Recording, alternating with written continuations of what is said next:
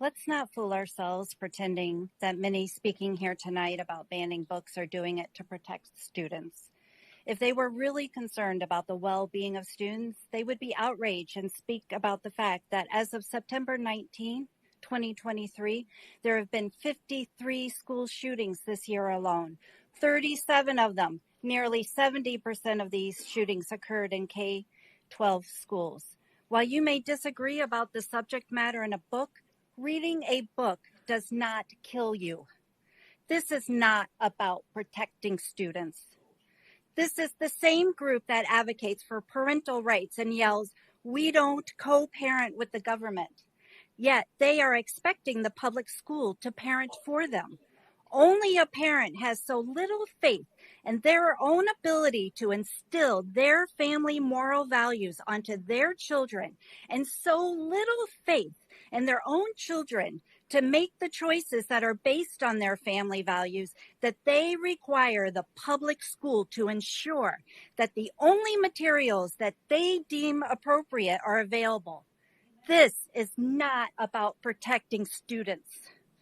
If it was, they would have quietly gone through the proper channels and filed what is called a citizen's request for reconsideration of library material. Instead, they engaged in a very loud culture war that has brought attention to the very books that they deem inappropriate. I am sure the only students who were aware of these books in the first place were the students who needed them. But now that certain people have claimed they are porn and dangerous, every student is interested in knowing what's in these books. This is not about protecting students. This is about discrediting and dismantling public education. It is about othering groups of people you disagree with. Public education is the cornerstone of our society. It has the potential to be the great equalizer. Public education is not just for a small group of people who believe a certain way. It is for everyone. That is the promise of public education and what makes it essential to our democracy.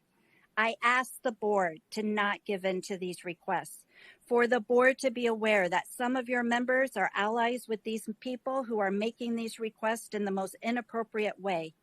You have a policy. Follow that policy. You have an obligation to all your students and to ensure all of them are represented and respected. That is what makes public education great.